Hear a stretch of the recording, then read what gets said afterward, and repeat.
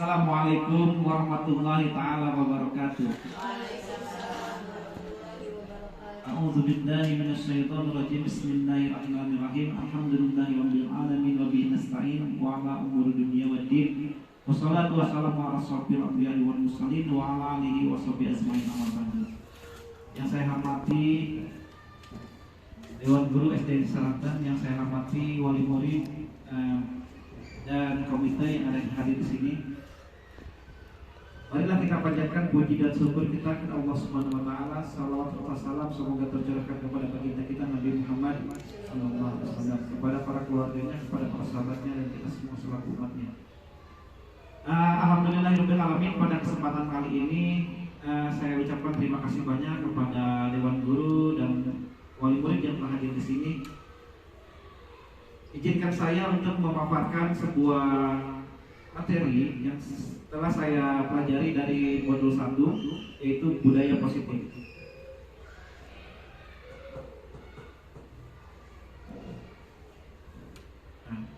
Sebelum ke budaya positif, kita akan koneksi antar materi. Yang pertama yaitu filosofi Ki Hajar Dewantara, yang kedua nilai dan peran guru penggerak, dan yang ketiga visi guru penggerak, dan yang keempat budaya positif. Untuk yang pertama yaitu filosofi Ki Hajar Dewantara. Kita tahu bahwa filosofi Ki Hajar Dewantara, Ki Hajar Dewantara adalah seorang bapak pendidikan di Indonesia. Jadi beliau adalah figur atau contoh bagi pendidikan yang ada di Indonesia. Beliau menanamkan filosofi atau pemahamannya di pendidikan di Indonesia. Yang pertama yaitu sistem Among. Sistem Among ini, jadi kita itu mengajar atau mendidik anak, baik itu seorang ibu terhadap anaknya, seorang bapak terhadap anaknya, maupun baik guru terhadap anak didiknya, itu tidak bisa diperintah paksa. Jadi kalau untuk memerintah itu tidak dipaksa. Jadi kita itu harus menuntun, terus memberikan nasihat. Sama seperti halnya kita menanamkan sebuah bibit tanaman. Diibaratkan sebuah menanam padi, maka akan tumbuh padi. Tidak mungkin menanam padi tumbuh jagung, tidak mungkin. Jadi seorang anak itu memiliki bakat dan minatnya tersendiri dari awal. Dari dia lahir itu sudah ada, sudah tercatat di Lauhul Mahfuz, dia akan menjadi seorang apa, itu sudah ada. Kita sebagai guru dan sebagai orang tua hendaknya seperti halnya seorang petani, merawat tanaman itu, menyiram setiap hari, memeriksa apakah ada hama yang menempel pada tanaman itu, membersihkan rumput-rumput yang kiranya mengganggu, terus dan lain sebagainya. Sama seperti apalagi ini seorang manusia, ya, seorang manusia jadi memiliki akal, memiliki hati nurani, memiliki pikirannya sendiri. Tanaman aja kita rawat, apalagi manusia zaman. Jadi manusia itu kan setiap hari berkembang, setiap tahun berkembang, zamannya pun berbeda-beda. Mungkin zaman dahulu kita belajar, nah seperti ini, zaman sekarang itu tidak bisa. Jadi setiap zaman akan berubah. Seperti halnya yang pernah diucapkan oleh Sayyidina Ali, tuntunlah atau ajarilah anak kalian sesuai dengan zamannya. Jadi ulang ngomong kayak zaman pakai HP, ya pakai HP, nggak apa-apa. Namun kita sebagai seorang guru dan orang tua itu hendaknya mengawasi. Tadi ya kalau misalkan kalau ada hama, ada pengganggu, itu kita awasi. Nah jangan seperti ini kurang baik. Ketiga yaitu tri pusat pendidikan. Nah tri pusat pendidikan itu yang pertama yaitu keluarga, sekolah, dan masyarakat. Nah ini, jadi pendidikan yang pertama itu di rumah.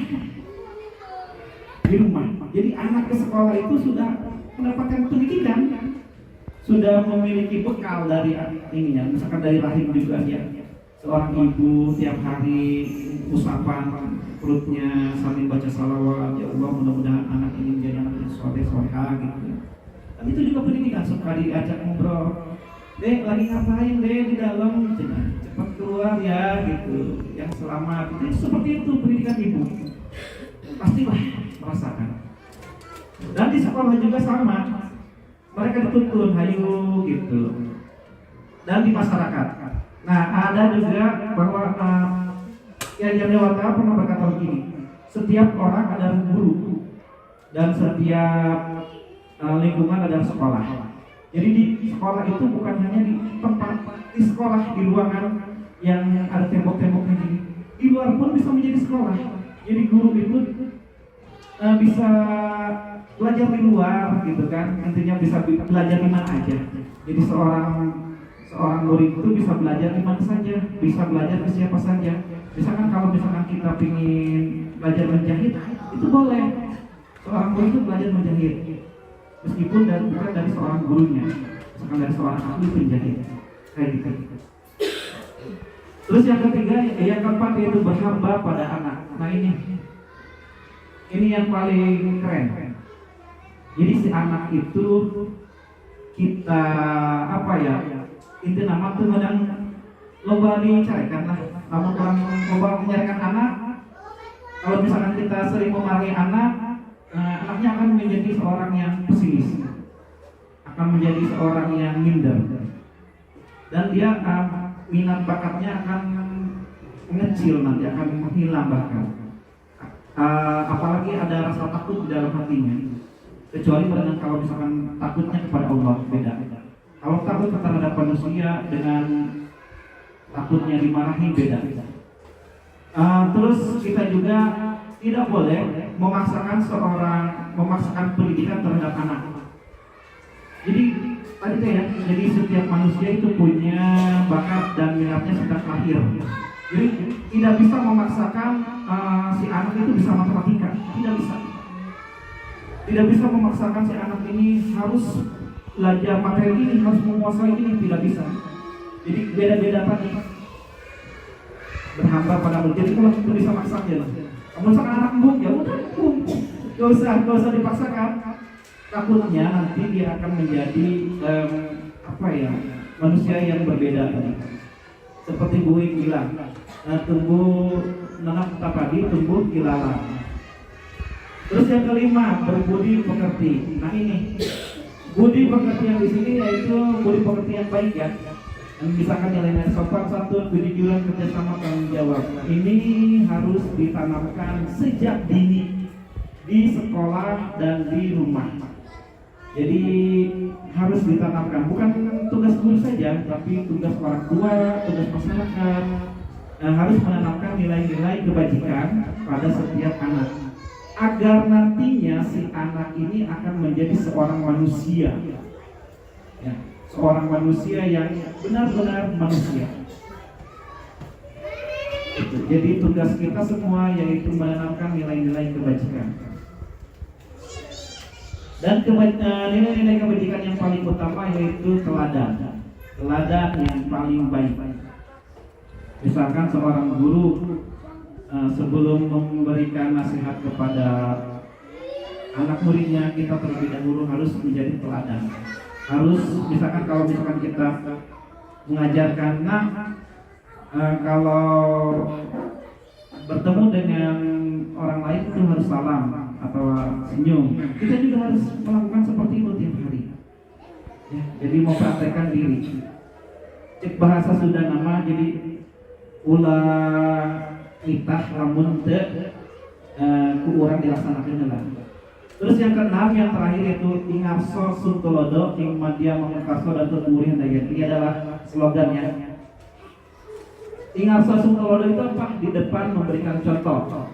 Jadi apabila dia menjadi seorang pemimpin, dia akan menjadi teladan. Ing madya mangertaso, di tengah memberikan dorongan. Apabila dia berada di tengah-tengah masyarakat, dia akan mendorong, dia akan mendukung semua aktivitas yang ada di masyarakat.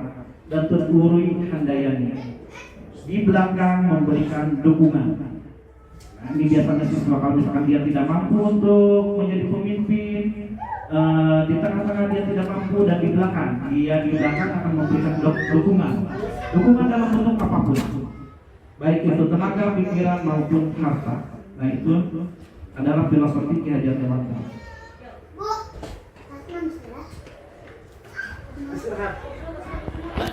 Itu nilai-nilai guru penggerak. Nilai-nilai guru penggerak yang pertama yaitu berpihak kepada murid. Jadi kita itu tidak harus berpusat pada murid. Berpusat pada guru. Jadi pembelajaran itu tidak berpusat pada guru seperti halnya yang dulu-dulu. Namun yang sekarang itu berpihak pada murid. Apa yang diinginkan oleh siswa atau apa yang diinginkan oleh murid itu kalau misalkan itu baik kita laksanakan. Karena itu akan memicu. Pak, besok tempat duduknya mau di rolling, itu silakan, bebas. Pak, mau dipisah, boleh. Itu misalkan seminggu sekali, itu berdasarkan kesepakatan kelas. Jadi kita itu harus bertanya kepada siswa apa keinginan di kelas untuk belajar lebih aktif lagi. Itu berpihak pada murid. Terus kadang-kadang mereka juga ingin, meskipun tidak ada pelajarannya, suka bertanya yang ini ya, bertanya yang di luar dari pembelajaran, itu juga sama, berpihak pada murid. Jadi kita harus merespon dengan apa keinginan murid. Yang kedua yaitu mandiri. Alhamdulillah semua guru yang ada di sini itu sudah mandiri, bisa belajar sesuatu yang baru gitu ya, tanpa didampingi, meskipun ini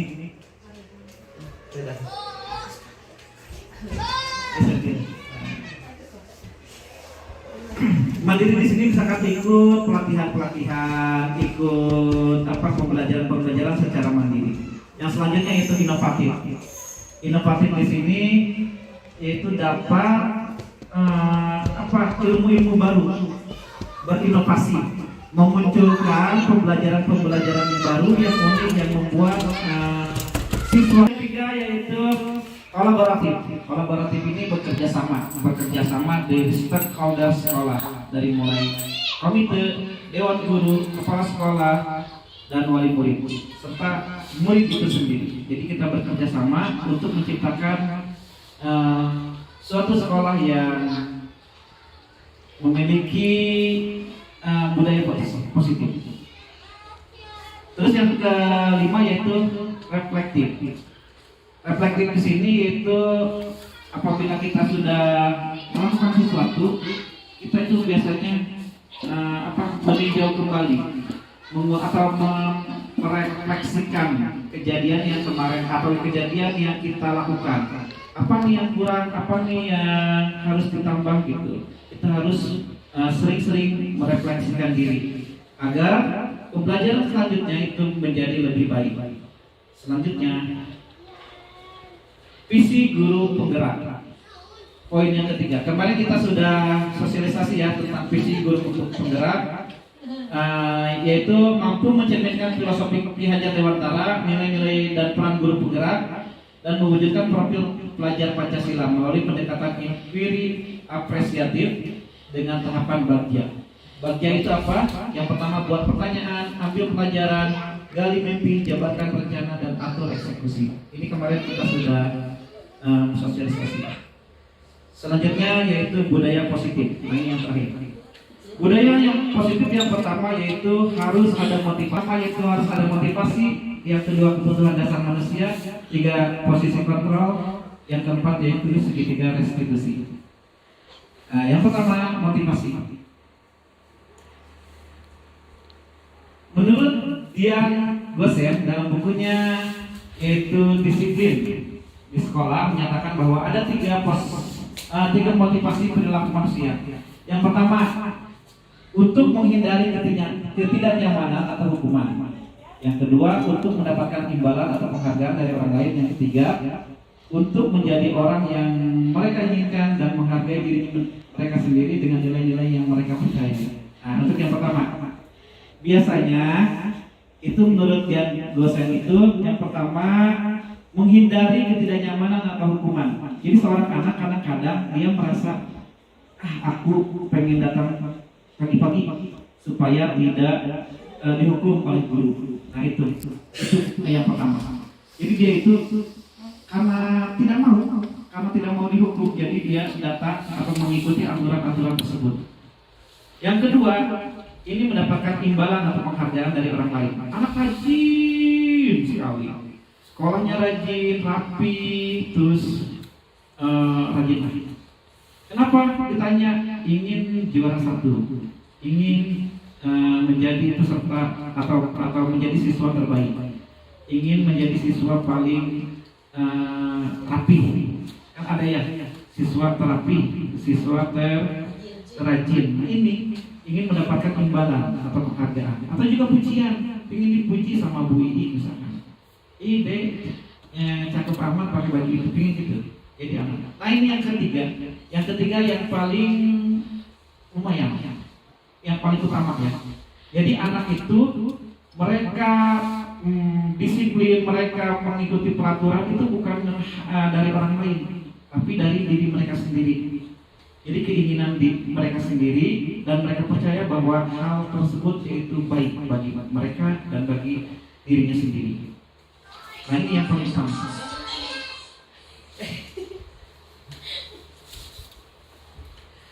Nah ini kebutuhan dasar manusia. Ada 5 kebutuhan dasar manusia yang yang ini emang benar-benar dibutuhkan oleh kita. Itu ada 5. Yang paling dasar. Yang pertama yaitu bertahan hidup. Bertahan hidup. Jadi ini yang semuanya juga pasti. Misalkan beras di rumahnya sudah kosong gitu kan, atau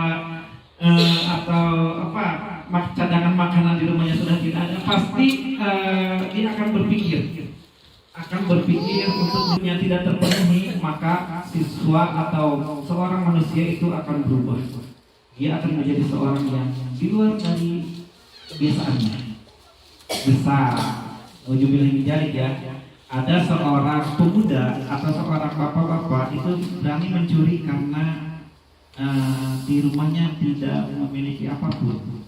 Ada seperti itu. Padahal dia sebetulnya orang baik, tapi karena terpaksa dia bisa mencuri. Nah, seperti itu. Karena kebutuhan hidupnya tidak terpenuhi. Atau ada seorang guru yang berani mengambil uang tabungan misalnya, karena anaknya pengen jajan dan dia tidak memiliki uang. Ada seperti itu. Ada juga. Kan sebetulnya hal semacam itu kan di luar dugaan gitu. Karena dia butuh untuk bertahan hidup, dia akan melakukan segala macam cara. Yang kedua yaitu kebutuhan akan kesenangan. Nah ini kesenangan hidup. Jadi hidup itu pengen senang aja. Jadi dia akan melakukan segala macam cara untuk melakukan senang, untuk membuat hidupnya senang. Misalnya kalau misalnya kita punya uang, pengen beli ini, pengen beli itu, pengen beli ini, terus saja. Itu pengen apa yang kita inginkan. Dan apabila kesenangan ini tidak terpenuhi, maka akan menjadi manusia yang berbeda. Ada dia marah-marah, pusing gitu kan. Terus ujung-ujungnya akan melakukan hal-hal yang negatif. Terus sama seperti halnya siswa juga sama. Kalau misalkan dia hatinya tidak senang, maka pembelajarannya pun tidak akan menyenangkan. Meskipun pembelajarannya semenarik mungkin. Apabila hatinya tidak senang, maka dia akan berontak. Terus yang selanjutnya itu kebutuhan akan kasih sayang. Nah ini kasih sayang. Kalau misalkan di rumahnya tidak diberikan kasih sayang secara utuh, maka di sekolahnya pun dia akan berontak.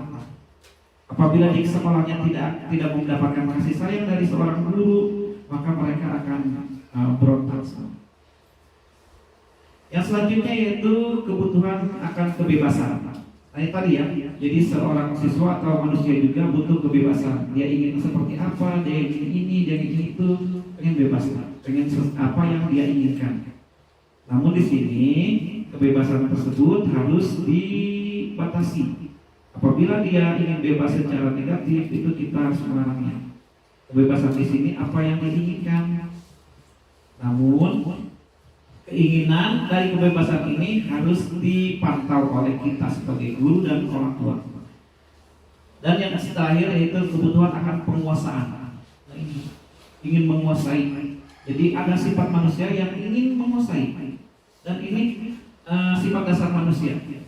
Ya. Penguasaan di sini mau menguasai terhadap dirinya. Jadi apa self, dia ingin menjadi diri mereka sendiri. Selanjutnya posisi kontrol. Kita bikin permainan dulu.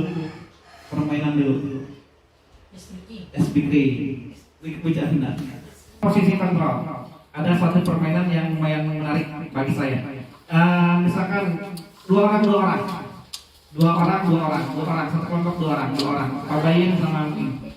Dua orang. Oke, pas ya. Baik, salah satu berdiskusi dia menjaga rahasia atau menggenggam tangannya. Siapa yang mau menjaga rahasia? Di antara berdua. Pabayin. Yang menjaga rahasia itu genggam tangannya. Genggam. Enggak, ini sendiri. Ya, sendiri. Nah, ini yang menggenggam tangan, usahakan jangan sampai terbuka. Apapun yang terjadi, jangan sampai terbuka. Tugas yang temennya itu berusaha membuka, bagaimanapun caranya. Boleh dirayu, boleh dipaksa, apapun boleh. Apapun yang dilakukan boleh. Boleh ngasih uang boleh. Boleh memaksa, boleh merayu, boleh. Silakan dikasih waktu 2 menit. Dikasih waktu 2 menit. Jiduhan.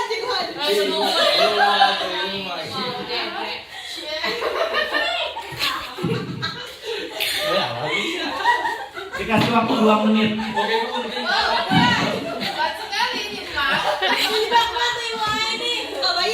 Pabayin. Kertas batu gunting buka. Ya buka. Kertas batu buka. Ayo. Ini batu berarti. Berarti apa ini? Buka. Oke. Berhasil nggak? Enggak. Nah, jadi gini. Ini adalah posisi kontrol. Satu di jiduhan. Jadi bukan sesuatu rahasia, tapi ini terkait dengan posisi kontrol. Posisi kontrol kita sebagai seorang guru. Tadi kan, misalkan yang menggenggam tangan itu sebagai seorang siswa, dan yang berusaha untuk membuka genggaman itu adalah guru. Nah, ini bagaimanapun caranya si genggaman ini harus dibuka. Nah, ini seorang guru juga harus berpikir. Jadi anak itu memiliki kontrol terhadap dirinya sendiri. Dia ingin punya kontrol tersebut. Jadi kita guru sebagai yang memiliki posisi kontrol itu harus mengetahui bagaimana caranya untuk membuka genggaman tersebut. Ada yang merayu, ada yang mengajaknya bicara, ada yang mengajaknya permainan, ada yang memaksa. Ini adalah posisi kontrol. Nah, ini ada 5 posisi kontrol. Yang pertama tadi sebagai penghukum. Terus tadinya dipaksa. Betty minta dipaksa. Itu penghukum. Maksudnya penghukum. Si anak itu langsung dihukum. Kalau misalkan dia berbuat salah, langsungnya sini kamu. Kenapa kamu tadi terlambat? Kenapa kamu gak pakai baju putih merah gitu? Ini kan hari Senin gitu kan. Ini langsung hukum. Coba kamu keliling lapangan 100 kali atau push up 20 kali. Ini langsung hukum. Hari itu juga dia berbuat kesalahan, hari itu dia dihukum, hari itu juga. Saat itu juga, saat melakukan kesalahan dia langsung dihukum. Itu namanya hukum. Yang kedua yaitu membuat rasa bersalah. Nah, ini membuat rasa bersalah. Jadi dia itu merasa, misalkan ada seorang anak ngopenan, nyerikan. Nah, terus sama gurunya gini, ciwiknya atau nyerikannya, mana hayo, gitu, dihayo. nanti si anak itu akan merasa bersalah gitu ya. Dia nangis gara-gara aku ya. Terus dia juga sama merasa bersalah, terus dia juga nangis. Nah itu sebagai pembuat rasa bersalah. Yang selanjutnya yaitu teman. Nah ini biasanya rata-rata di SMA ya. Di SMA, kalau di SMP, di SD jarang sebagai teman. Teman itu misalkan gini, ada yang berbuat kesalahan, misalkan terlambat, ayo sini, jangan lewat sana, jangan lewat depan, lewat belakang aja, lewat belakang kamu lewat sana, biar gak ketahuan sama guru yang lain. Nah itu teman, seperti itu. Atau gini, anggap misalkan, Dek, kenapa kamu nangisin itu gitu kan? Itu kan teman kamu, teman kita juga. Nah itu, jadi merasa teman, jadi curhat, tempat curhat. Kadang-kadang membantu, seorang teman itu kadang-kadang membantu hal yang negatif, kadang-kadang membantu hal yang positif. Misalkan kayak tadi dia terlambat, terus supaya dia tidak dihukum oleh yang dihukum, dia menyelamatkan siswa tersebut. Ayo lewat belakang aja, kayak gitu, itu teman. Dan yang selanjutnya pemantau. Pemantau itu cuma melihat, terus dia hanya berkomentar. Dan yang terakhir manajer. Nah ini yang paling bagus manajer, posisi manajer. Manajer ini dia itu memanage dari mulai dia kenapa berbuat seperti itu, apa yang harus dilakukan. Dan ini akan kita bahas di selanjutnya. Di sini, di segitiga restitusi. Bagi seorang manajer itu harus menguasai segitiga restitusi. Apa sih dari segitiga restitusi itu?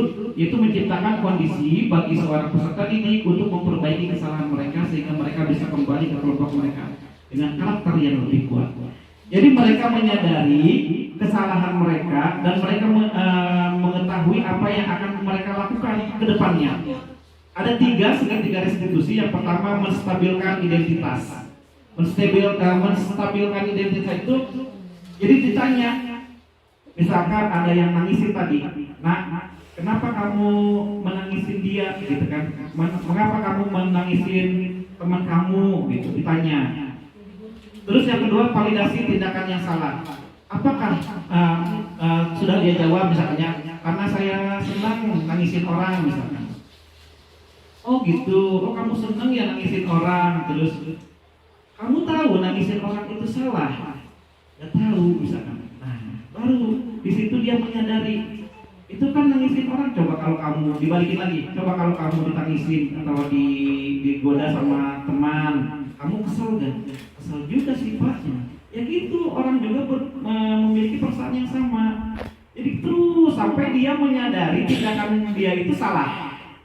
Dirayu sampai dia menyadari tindakan dia salah. Terus yang terakhir yaitu meyakinkan keyakinan kelasnya. Misalkan gini, meyakinkan keyakinannya,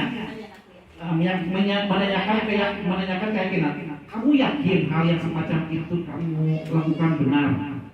Enggak, Pak, ini salah gitu. Nah, kalau kamu salah, kamu mau ngapain?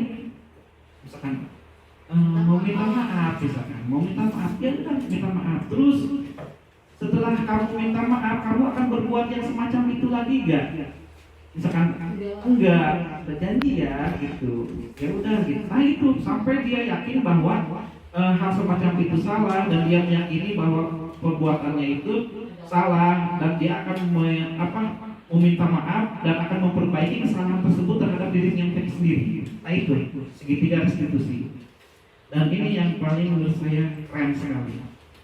Cuma kalau di siswa yang banyak itu ya, luar biasa. Kalau siswa yang banyak setiap permasalahan dipakai segitiga restitusi itu akan memakan waktu yang sangat panjang sekali. Nah ini yang terakhir, peran guru dalam menciptakan budaya positif, menerapkan disiplin positif, menanamkan motivasi intrinsik tadi ya. Jadi melakukan disiplin positif itu bukan karena takut atau dihukum untuk mendapatkan penghargaan dari orang lain, tapi apa yang mereka kerjakan untuk menghargai dirinya sendiri dan orang lain berdasarkan nilai-nilai kebajikan yang telah mereka yakini. Jadi peran guru itu menciptakan budaya positif. Jadi menanamkan tadi motivasi terhadap dirinya sendiri. Mereka berbuat seperti itu keinginan atas keinginan sendiri. Ya. Terus yang terakhir posisi kontrol sebagai kalau misalkan saya itu sebagai posisi sebagai manajer. Kalau misalkan tidak bisa dilakukan sebagai posisi manajer, saya akan melakukan segitiga restitusi. Jadi sebelum melakukan segitiga restitusi, si anak yang melakukan kesalahan itu diajak dulu. Kalau misalkan dia terus-terusan melakukan kesalahan yang sama, baru kita akan lanjut ke segitiga restitusi. Terima kasih. Sampai sini kira-kira ada yang mau ditanyakan, maka silakan. Baik tadi. Asik. Assalamualaikum warahmatullahi wabarakatuh. Waalaikumsalam warahmatullahi wabarakatuh. Ya. Pak Daniel. Ya. Tadi pakai bahasa Sunda? Gak apa-apa. Gak apa-apa. Dalam menarahi seorang anak, ya kadang-kadang orang tua itu ada aja ya memarahi anak, tapi jangan berlebihan. Artinya bahasa sariput mah isi teungeut. Iya. Teungeut teh budak teh palana kolong. Ya, ulah mindeng teuing dicarekan. Jadi dalam mendidik anak itu jangan terlalu keras. Seperti itu maksudnya. Berarti ini untuk ngebahasnya berarti untuk orang tua ya? Iya. Iya. Terus apa lagi? Cita-cita seorang anak pada niat. Kalau di sekolah, cita-citanya mau jadi apa? Neng Yuni? Jadi Power Ranger. Misalkan Bu Yuni pengen jadi dokter, ya? Pengen jadi dokter Bu. Nah, anaknya pengen jadi dokter. Cita-citanya. Tapi penghasilan orang tua bagaimana? Pada Neng gitu. Jadi anaknya pengen jadi dokter, tapi keuangan orang tua tidak memadai. Misalkan Pak Baim, cita-citanya jadi polisi, tinggi sudah, gigi sudah bagus, olahraga tiap hari. Ketika tes di Bandung, tes terakhir, udah 2 kali tes, tidak lulus. Ternyata yang lulus itu masih anak polisi juga. Dan yang kedua, ternyata harus ada uang 250 juta. Karena cita-cita ingin menjadi polisi. Nah, balik lagi kepada orang tua berarti ya. Jadi karena ketidakmampuan orang tua. Jadi bukan anak yang bersalah sebenarnya. Iya. Ya. Pertanyaannya adalah ya seperti itu tadi. Iya. Terus tadi masalah menanam padi tumbuh ilalang. Ada seorang bapak-bapak bilang seperti itu kepada saya. Waduh, ya jangan boga anak, jangan. Kenapa mereka jadi ilalang? Contohnya naon? Kita si anak tidak lagi pesantren, kan ku bapana. Mana jauh, mana butuh biaya. Karena kehambatku ekonomi, si anak karunya kakolot, aya pagawean naon butuh halal. Nah, jadi kolot teh geus kumaha deui badanna.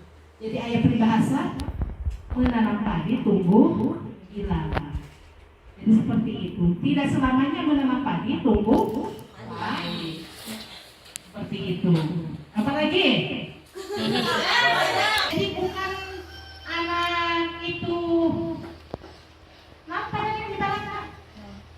Bangor teh karena maksudnya Kebutuhan hidupnya tidak terpenuhi. kadang-kadang bisa jadi orang tuanya tidak memberikan yang tidak halal. Jadi si emak mate, kunaon isinya cina jadi bangor. Sok maling baju, sok maling sendal, sok maling lir. Ulah sampai anaknya kebuka. Siapa bangor saya gitu. Padahal lain salah anaknya. Mana merek ada halat anu teu halal karena jero beuteun anak. Ah gitu. Jadi si emak teh mutil di warung. Oiko di kanda. Ecin uyah. Abu bebu. Dikutil. Nah jadi ulah nyalakeun. Nah, gitu. Nah, cukup sekian dari saya. Intinya ya pokoknya sangat ya tadi Pak Haji Asep Mahmud tadi udah ingat karena maaf saya selalu dengan agama dan agama seperti itu. Luar biasa pertanyaannya, panjang amat. Baik, untuk tadi teh ya, yang cita-cita menjadi seorang apa gitu ya dari anak. Kalau anak itu kan kadang-kadang hari ini tanya dia cita-citanya mau jadi dokter, ternyata besoknya dia mau jadi polisi, besoknya lagi dia menjadi apa abri gitu, terus menjadi perawat. Kenapa selalu berubah? Karena mereka melihat figur. Atau kadang-kadang dia menonton sebuah tontonan, misalkan ada seorang polisi yang sangat luar biasa ya, tentang polisi Labrador gitu kan. Wah dia sangat aktif, dia pengen jadi polisi seperti itu. Atau dia pengen jadi seorang dokter yang menyelamatkan semua orang itu dari ini. Itu kan hanya keinginan. Ya. Adapun tadi ya, setiap anak pasti memiliki takdirnya masing-masing. Kembali lagi ke situ. Kita mah hanya mendoakan saja. Mudah-mudahan kau menjadi seorang dokter yang baik. Terus ya kalau bisa tanya dulu. Nah, kenapa kamu mau jadi dokter? Harus kita tanya dulu. Kenapa? Karena ingin menyelamatkan ini gitu kan? Atau karena pengen seperti dia gitu kan? Bahwa ternyata ada seorang tokoh atau figur yang dia ingin contoh tadi. Terus kenapa tadi anak sudah bagus, nah, terus namun ternyata ingin jadi abdi ya? Ternyata pas waktu tes harus ada uang sekian. Nah itu saya tidak banyak berkomentar. Mungkin itu ada apa ya namanya siklus atau lingkaran hitam gitu kan. Itu menjadi sistem lingkaran hitam yang mereka buat. Tapi cut ya, jangan. Enggak usah.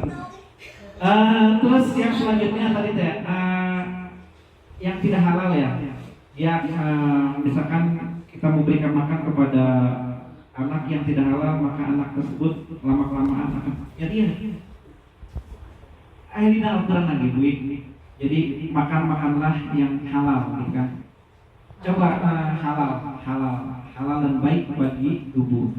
Jadi tadi ya karena bertahan hidupnya, kebutuhan hidupnya dia tidak terpenuhi waktu dulunya, dia akan melakukan hal-hal yang di luar dugaan. Dia akan berani mencuri, dia akan berani memutil, karena itu kebutuhan hidupnya tidak terpenuhi. Kalau misalkan seperti ini dibiarkan dan dianya tidak merasa bersalah, hal ini akan menjadi suatu kebiasaan. Jadi kayak biasa, maling mah biasa. Dan itu merasa itu bersalah. Tapi kalau misalkan berbuat dosa terus istighfar, minta maaf kepada yang dicurinya, mengembalikan apa yang telah dia curi, insya Allah juga akan memaafkan. Dan tidak akan misalkan anak-anaknya pun tidak akan seperti itu kalau misalkan dia menyadari bertobat. Insya Allah Bu. Misalkan saya pernah mencuri mencuri buah. Tiba-tiba saya ingat nih waktu udah dewasa, saya pernah nyuri buah ini, gimana gantian apa ulah gitu. Gantian 2.000 misalkan, kasih 2.000. Maafnya, pura keletik api pernah maling pangga hiji misalnya. Gitu. Itu tobat. Dan ada kisah yang paling menarik nih untuk masalah tobat. Boleh diceritakan Bu? Ya boleh. Udah nanti aja. Selanjutnya tadi teh apalah terakhir? Tanam padi tumbuh ilalang. Nah itu mungkin tadi teh prosesnya. Ada hama-hama yang dia apa yang dia tidak. Ya. Atau kadang-kadang gini, seorang petani itu kadang-kadang dia tumbuh menanam padi, terus ternyata di pinggirnya itu tumbuh ilalang. Dia lupa ilalang itu akan mengganggu si tanaman padi. Dan dia lupa juga, seorang ayah juga lupa. Ternyata yang dicabut itu bukan ilalang, yang dicabut itu padi. Kenapa? Karena lengah tadi. Lengah karena apa? Lengah karena mendoakannya, lengah karena harus melarangnya berbuat yang semacam itu lengah. Misalkan dia tadi bekerja yang tidak halal ya, misalkan jadi jadi bangke misalkan, jadi bangkeliling, itu lengah. Padahal mah kalau dilarang mah tenang, ulah neng, Allah anu ngarit sekian kurang mah, sing percaya ke Allah. Takut neng kudu kos gitu kan. Harus seperti itu, sama halnya seperti, jadi harus teliti banget memilah bahwa itu teh hama apa bukan, apa padi gitu yang harus dicabut, harus teliti. Terima kasih. Untuk yang tadi ini kan kebutuhan dasar manusia. Berarti anak itu melakukan sesuatu itu berdasarkan ini kebutuhan dasar manusia. Misalkan anak melakukan sesuatu kesalahan, yang pertama mencuri. Kenapa mencuri? Bisa jadi, Bu, karena saya punya uang, karena dia punya kebutuhan untuk bertahan hidup. Atau Bu, soalnya saya senang kalau dia sama saya diambil barangnya, dia nangis. Jadi dia teh kebutuhan akan kesenangan, dia teh senang bahwa terjadi seperti itu. Terus ini kebutuhan akan kasih sayang. Ketika dia mencuri, orang-orang akan memperhatikan dia. Berarti dia teh melakukan itu karena dia butuh akan kasih sayang. Orang-orang motivasi untuk melakukan sesuatu beda-beda. Terus ini yang tadi saya nggak terima.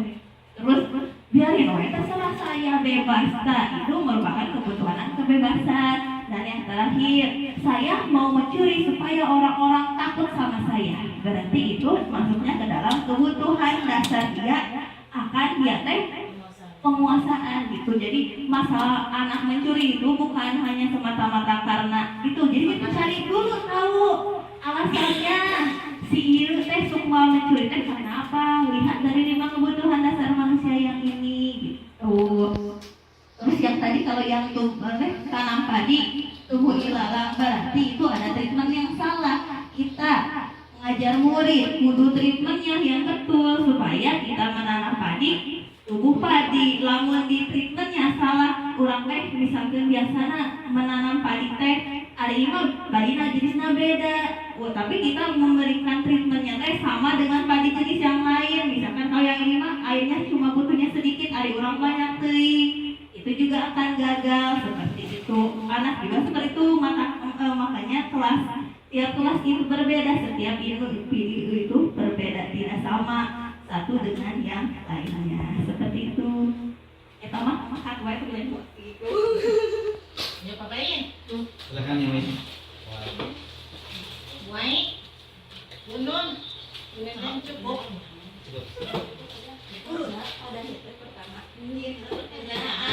Terima kasih kepada rekan-rekan semua yang telah hadir di sini dan mendengarkan apa yang telah saya paparkan, dan mudah-mudahan apa yang telah saya paparkan tadi ada manfaatnya khususnya bagi saya sendiri, umumnya bagi kita semua. Dan mudah-mudahan kita semua dapat menanamkan menanamkan budaya positif khususnya di sekolah kita, umumnya yang ada di lingkungan sekitar sekolah. Terima kasih. Assalamualaikum warahmatullahi wabarakatuh. Waalaikumsalam warahmatullahi wabarakatuh.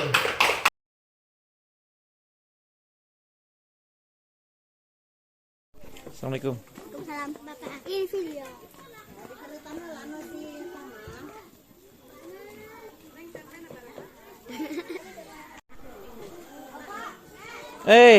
Kumaha cager ya? Aduh. Wah, ganteng amat. Ge, lah ganteng.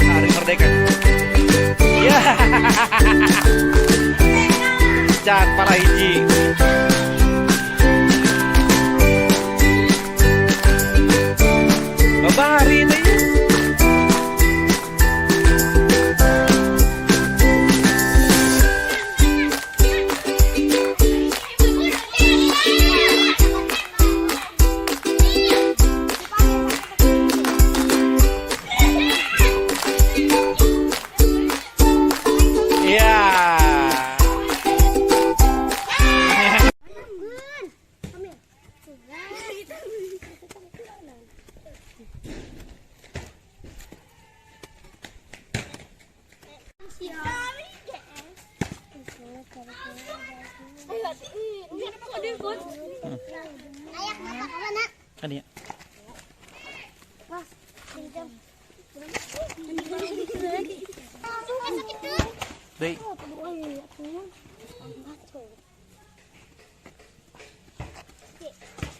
Kamu. Wacang cepat. Istilah kuti. Istilah. Istilah. Ini istilah ini. Harusnya dia harusnya.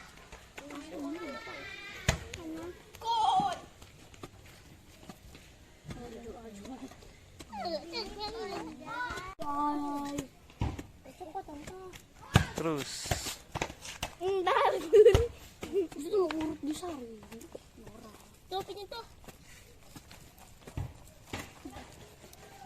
Ima kan alam ngarete. Ih. Langsung ke bawah. Tanah dicarikan ya tadi. Kusa. Kunaon? Balik-balik. Dah.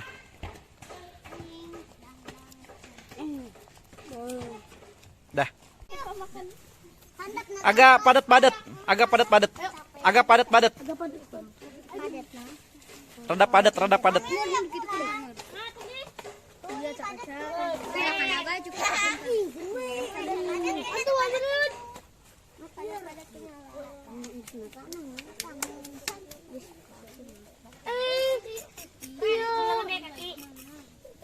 Ulah dikepulkeun. Rada padat. Mami papi ya. Make up. Kita tinggi mah bisu. Bisu lah ini mah tadi. Duta. Udah penuh. Ya.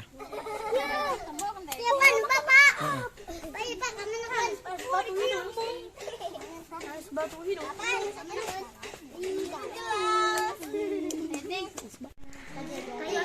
Oh, my God. Rip, udah kayak ngapus, Mak. Rim. Kita mau ngurus, Pak. Ya udah, Pak. Tomat sayur kabeh, Pak. Iya. Iya, Pak. Makan, Pak. Mewek. Ayo, Pak. Tadi Pak ada bola. Dua-dua. Jangan dulu ditutup, Neng. Bisa lupa. Bisa apa? Bisa kecil ya?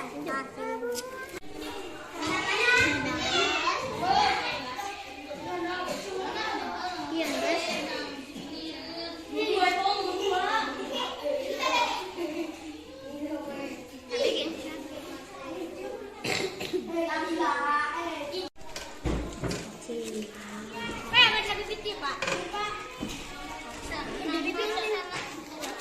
Baik, kita akan menanam pembibitan di semai. Jadi ini namanya Cicing. semai atau bibit.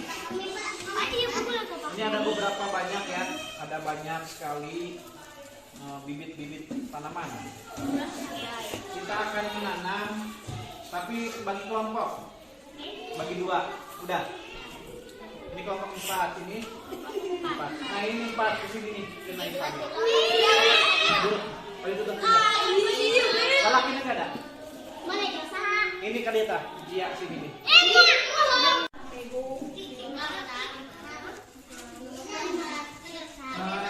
Udah, mana bukunya? Buku buku saya, buku saya. Kelompok. Tulis namanya dulu. Tulis namanya kelompok 2.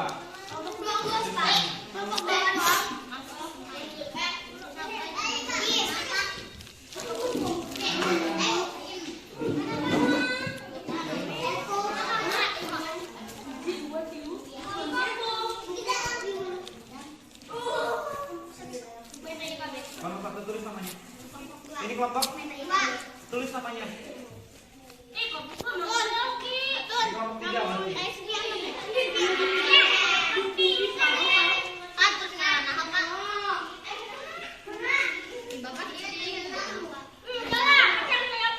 Nanti kalau udah masuk ya masuk.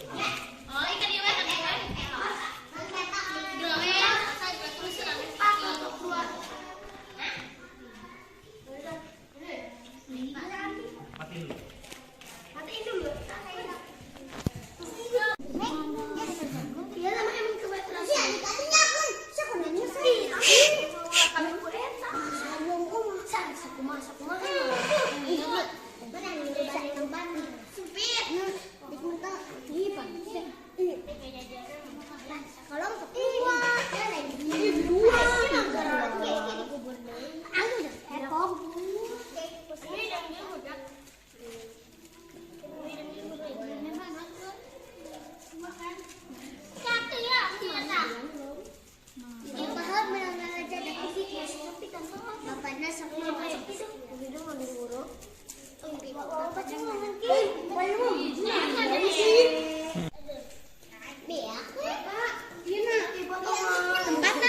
Iya.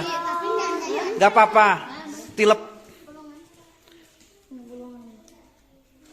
Jangan dalam-dalam nanti ini.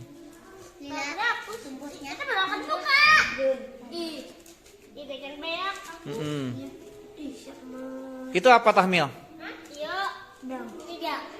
Kacang panjang, iya. Sebaris sudah. Eta barha eta? Karak 2. Oh, 2 jajar. Sisanya itu.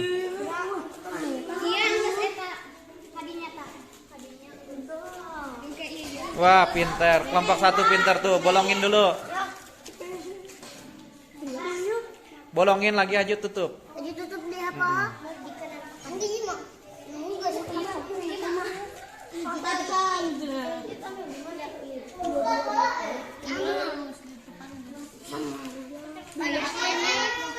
Tutupin lagi kalau udah. Tilep-tilep.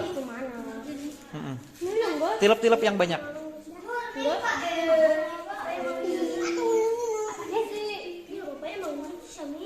Nanti kita beli lagi yang itunya buat sekamnya, beli lagi.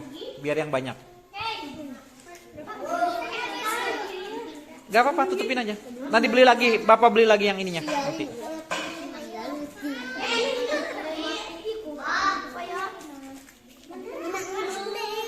Udah? Bayem? Markisa? Udah habis. Yang mana tadi?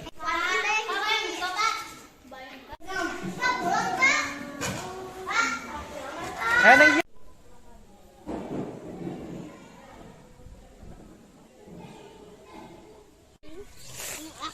Geser nih.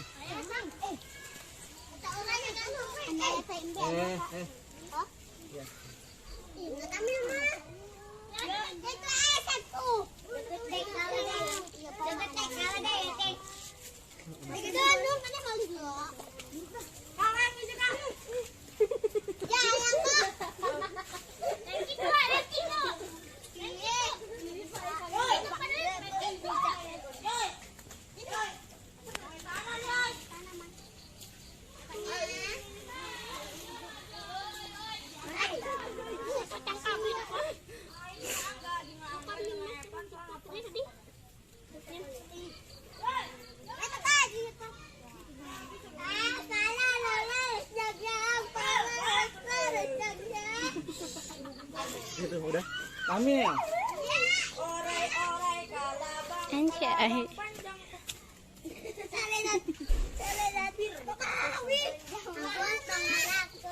Asik, gitu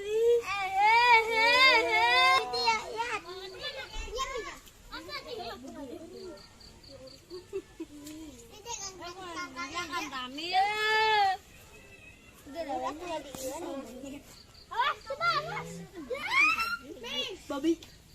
Babi tuh. Halo, Pak Min. Maaf guys, kalau guys pada nih kenalan guys. Guys. Tutorial. Guys. Udah? Ini skop ya guys ya. Akan menanam ini.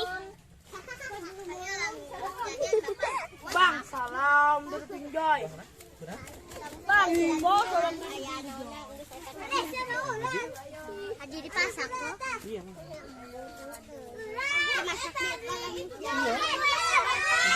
Setiap hari. Aman guys. Aman buahnya punya. Bentar ini mah, paling 2 bulan juga. Awas Aldi, ditincakkan kebon. Ulang tincakkan kebon. Ya, minta. Awas. Nur. Maaf atuh ih. Maaf. Ulah kade. Kami kemana, Pak? Yang videonya di sana. Ya. Ih, mana gue? Oh, penting. Ya, ini keren.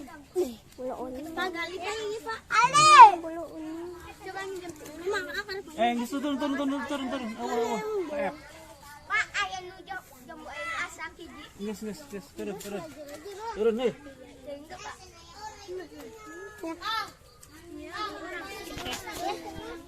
Pada ini dia, pada nil.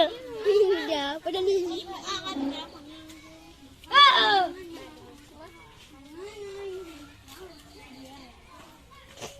Udah turun, awas kena peplakan. Bapak ini itu bapak anu nicak di denda. Awas, tengah askal. Ini dia.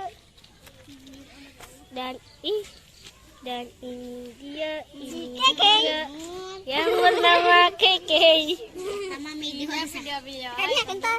Alpring gitu tuh. Pas sudah mencena cek sitah bermanfaat. Terus Mil, sing luhur. Supaya ya.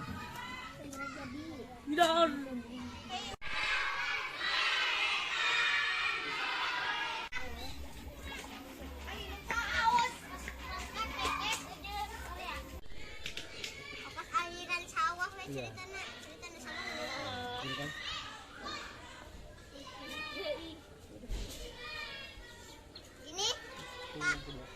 Pak. Iya. Nah, sip. Pintar. Iya. Ulah deket-deket euy. Boleh deket-deketin. Jangan banyak-banyak. Pak, cabe we. Umpan naik gos.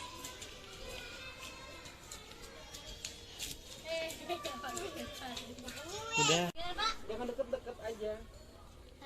Ayo. Ya, sip. Tas segitu ya, bener jaraknya. Bapak, tehnya yang kena di dia, Pak. Bapak iya jadi ya? Semuanya. Iya, Ge. Bapak, gos. Teh cabe itu. Cabai juga sama. Panan, Pak. Udah, menit aja. Belum semenit. Foto. Ya, boleh. Bismillahirrahmanirrahim. Udah, Pak. Ayo. Ayo, Sob. Ini kurang dalam ya. Oke, kurang dalam. Pakai gini deh.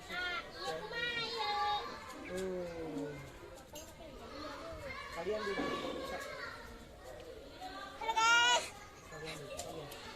Bertemu lagi dengan Muhammadun Hacim. Misi. Oh ya. Bilang Kok tahu sih? Memang nonton. masuk. Ada tamu hangat.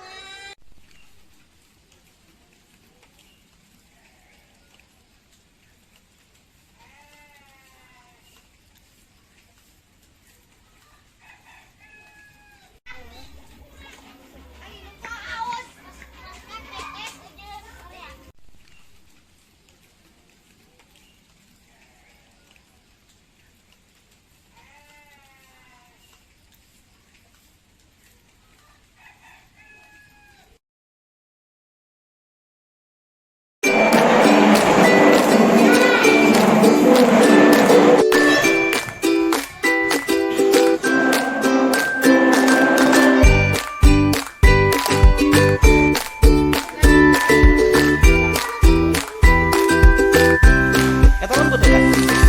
Kita mantap. Iya.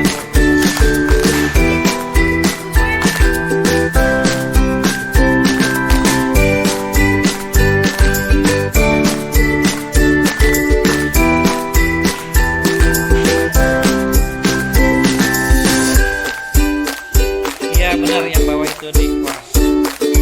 Sedikit-sedikit. Udah.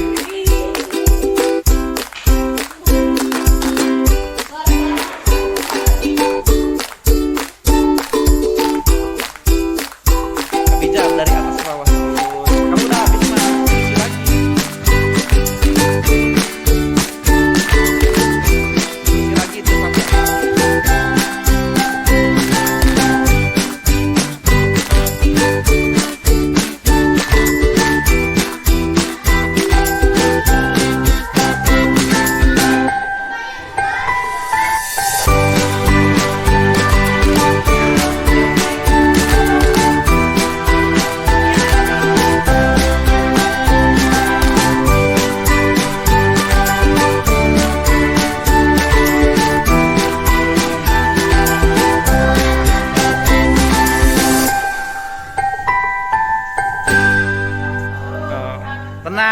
Tenang, Jang, tenang.